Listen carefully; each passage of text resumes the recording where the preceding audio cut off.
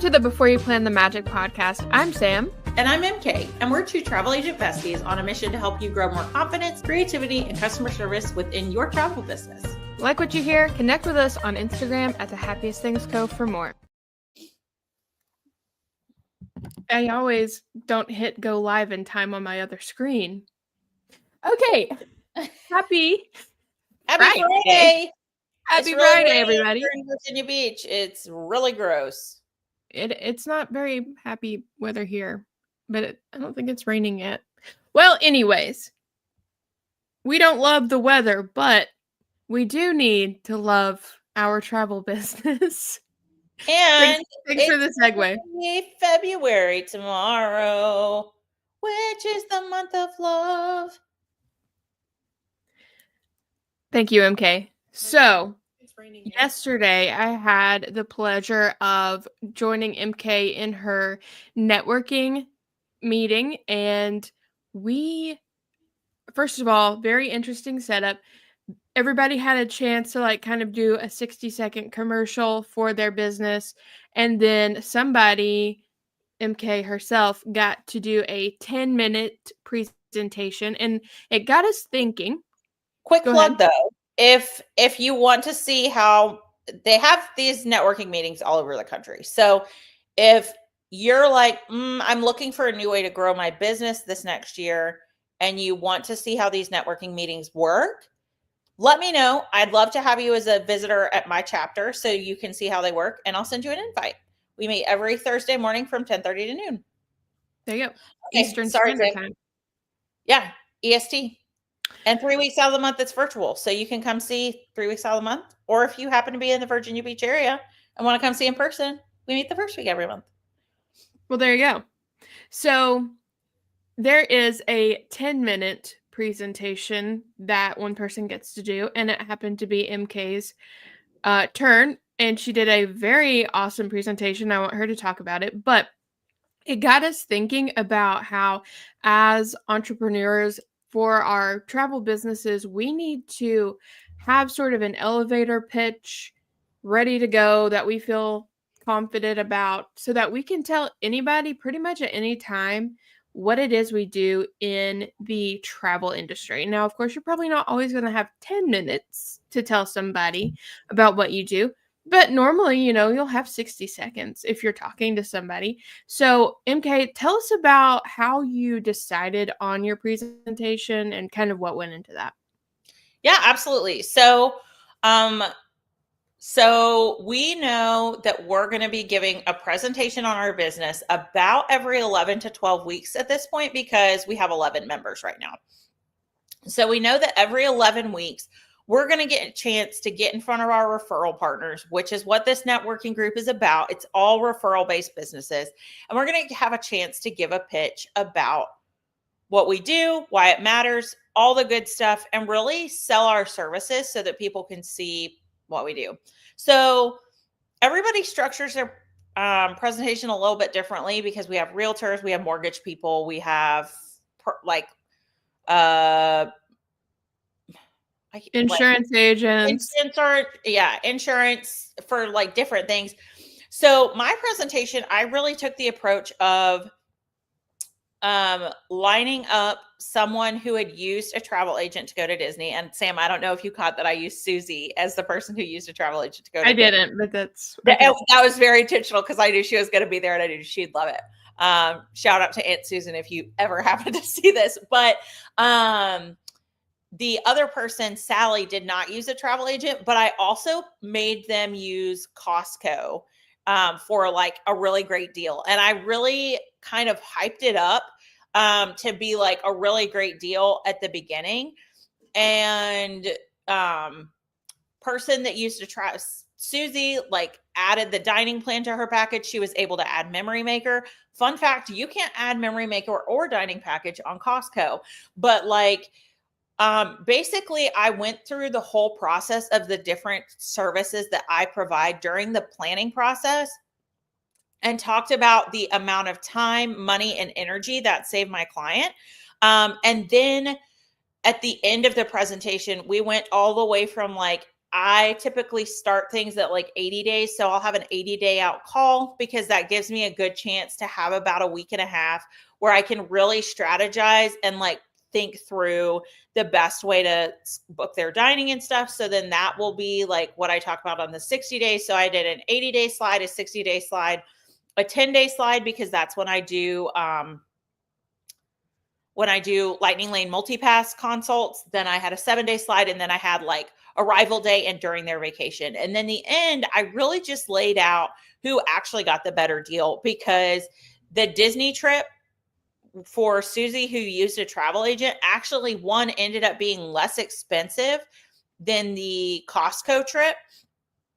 But then the other thing was I laid out on each and every slide how many hours it took Susie versus how many hours it took Sally. So I was able to show like the stress levels and like different things. And I definitely played into the emotions, I felt like too, of just like one line I said was like, Susie gets excited in the Starbucks line, about her Disney vacation. Sally needs a Starbucks just to make it through the day. So just like spending 10 minutes really explaining the whole process and where I step in that process to make things easier for my clients. Yeah,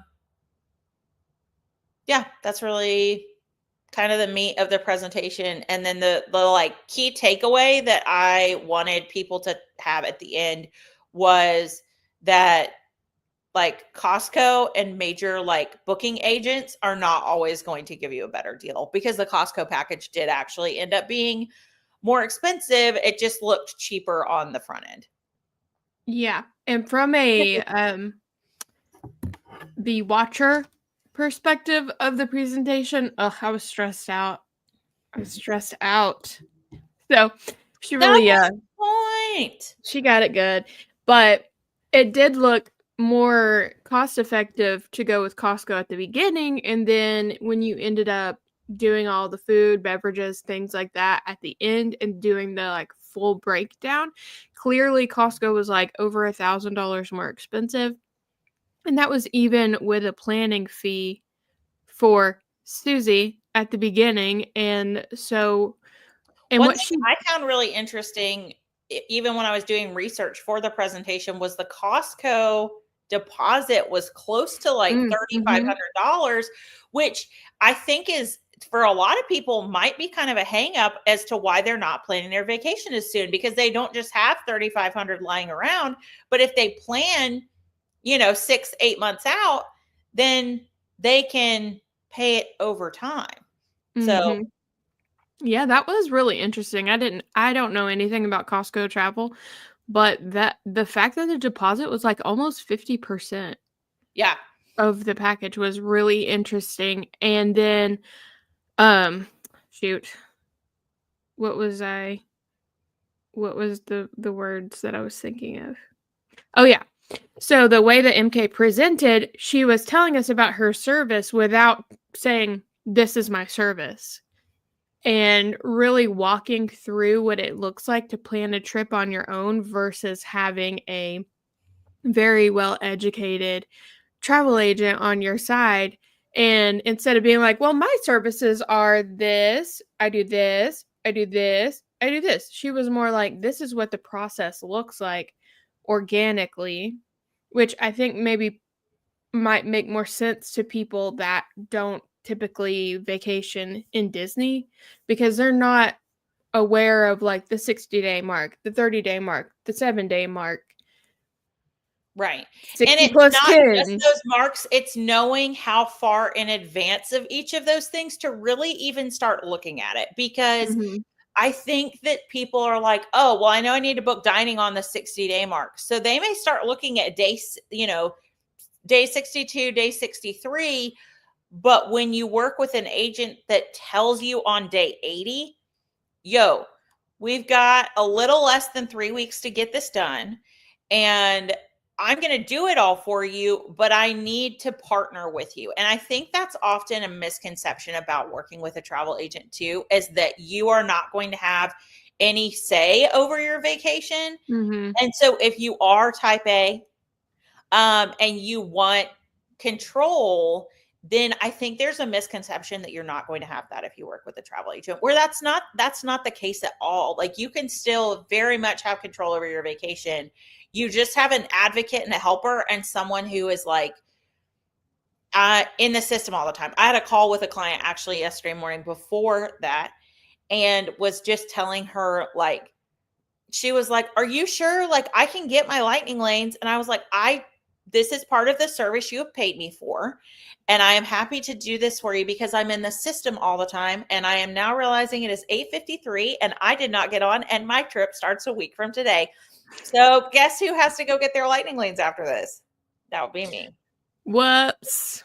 I don't even know what, like, I don't know what we're doing yet. Josh and I had a whole long conversation about it last night, but that's because I've just been busy planning other people's trips, which is fine. So yeah, I think there are ways to tell people about your service without just like, Mhm. and honestly, I like, as we've been having this conversation, plug for community.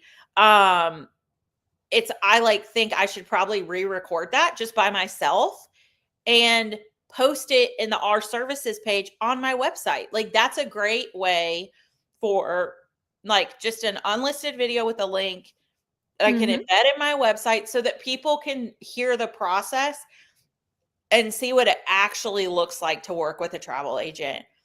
Because, and that's something I've already created. So there's also the piece of like repurposing your content, and like, I mean, we could go 80 million directions with this, but really just like, you don't have to say my services are, you can tell people about your process and what it's like to work with you, and play to their emotions and play to their pain points, and that's going to be more effective. I love nostalgic things, retro things, vintage things. And I think those you used to have to plan your Disney vacations like with DVDs and VHS tapes and things like that back in the day. And that's kind of the vibe that kind of gives when you make a video explaining your services kind of like that. It kind of gives that vibe, and I really love that vibe because it feels really like comforting to me. I think it And feels very nostalgic to a lot of people, and I think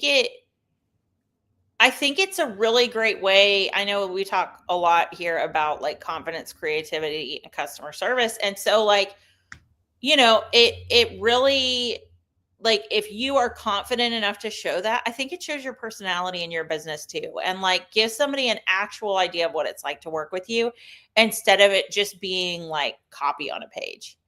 mhm, exactly. And you can even make a welcome sequence that has links to these videos, things like that. And you can really get people through that know, like, and trust pretty quickly by them seeing your face and hearing your voice and like feeling your excitement about travel. It's contagious. Okay, so can we talk about no like trust for a hot second? Yeah, go for it. So I've been seeing this really interesting perspective on my socials lately about how, like, I think so often we hear no like trust and think like, I need to show people what I'm making for breakfast.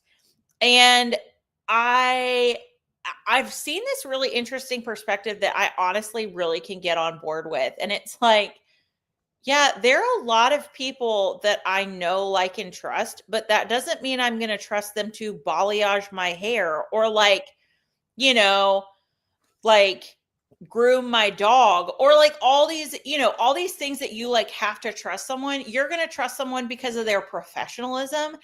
And I think, Sam, that's something I really wanted to highlight yesterday as well. And I spent a hot minute on that presentation, but I think my point was like, I wanted it to be, so I have a brand pattern that I'm obsessed with. Sam knows I use it for everything. Like, it's my entire personality at this point.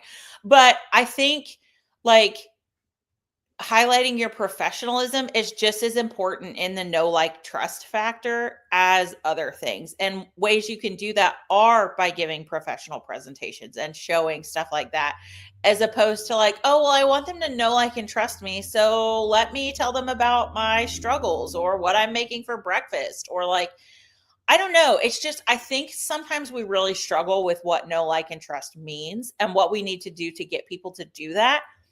And I'm just realizing that there is a level of professionalism that I think is important for me to know, like, and trust others, showing up on time, like doing things like that. So just like think about that too when you're considering your elevator pitches, when you're considering how you present yourself to the public, whether that is on social media or whether that's at a community event or whatever. Like, put some effort in. I Yeah, don't know. and practice in front of like a friend or your spouse or your mom, somebody. Well, and one of the reasons I told Sam, I was like, I would like you there because I know that she's going to be able to give me feedback on what I did well, but also what I could potentially do better. I Um, thought she did fabulous. which is super kind, but like if there was something that I completely jacked up, then I would appreciate someone being kind enough and, you know, like cheering me on enough to be like, yo, let's fix this thing. And I actually called, we have a chapter success coach for our group. And I did my presentation in front of her the day before. And she said, like, hey, make sure you have your, sheet that tells you who your ideal referrals are. And that's why I ended up mentioning that at the end, was because I had practiced in front of someone. There So you go. So somebody that you trust to give you good feedback. And or you know what, even you could video yourself, get in the community on our Facebook page, and we could even do like a Zoom call or something where we all practice our pitches. This could be a fun little activity for us. yeah. Yeah. And I think too, like, you know, you could put it in the Facebook group, but that's a great thing to have living somewhere on your website. And I realized I needed to, like, it took me a minute to figure out what mine was. Um, but as it, like, I keep seeing this quote a lot about how, like, clarity comes from doing, not from thinking. And I am just realizing the truth in that, like, I get so much more clear on what I enjoy about my business, what I hate about my business, what I want to hire out about my business, and like where my zones of genius are by doing, not just by like sitting here having like thoughts, running around in my head. I have to actually be doing actions every day. And that's part of what, like, loving my business really looks like, is doing those things. I totally agree. 100%. So, work on those pitches, get in the Facebook group so we can kind of discuss, and maybe we'll plan a little event where we can do a little virtual hangout and work on our pitches together if you guys are into that. Yeah.